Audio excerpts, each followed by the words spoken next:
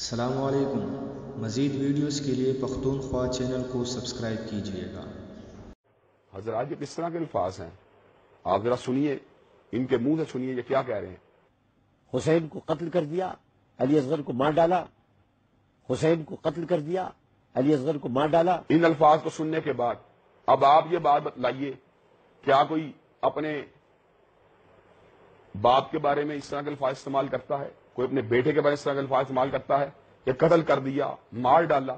اب آپ خود سوچیں کہ جب آپ اپنی مرتبہ جب آپ الفاظ استعمال کرتے ہیں تو انہیں آپ کہیں گے کہ، اور دوسروں کے بارے میں آپ جو ہیں نجائز اور زیادتی والے پراپوگنڈا کرنے سے اور ان کے اوپر الفاظ تھوپنے سے باز نہیں آتے۔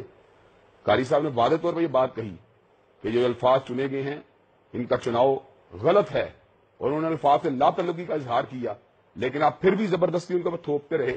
یہ کا طریقہ کار ہے؟ نہ آپ نے حضرت حسین رضی اللہ تعالیٰ کے ساتھ حضرت کے الفاظ استعمال کیے، نہ سیدنا کے الفاظ استعمال کیے، نہ رضی اللہ تعالیٰ عنہ کے الفاظ استعمال کیے، نہ شہید کے الفاظ استعمال کیے، قتل کر ڈالا۔ حسین کو قتل کر دیا، علی اصغر کو مار ڈالا۔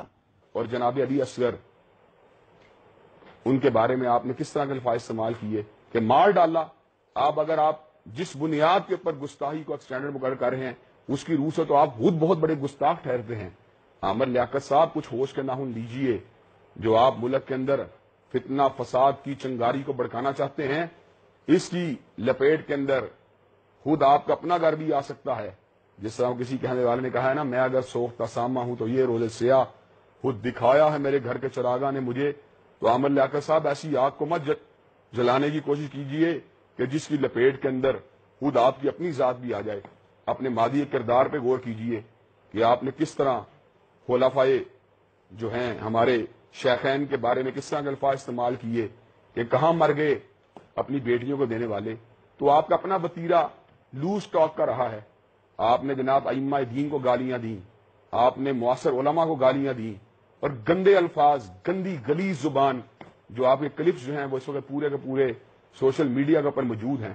کس قدر غیر محتاط آپ کا طرز تکلم ہے، کس قسم کی آپ بازاری زبان استعمال کرتے ہیں، کس قسم کے آپ اخلاق سے گھرے ہوئے کمنٹس دیتے ہیں، کس قسم کی تضحیک امیز ہنسی آپ لوگوں کے اوپر ہنستے ہیں۔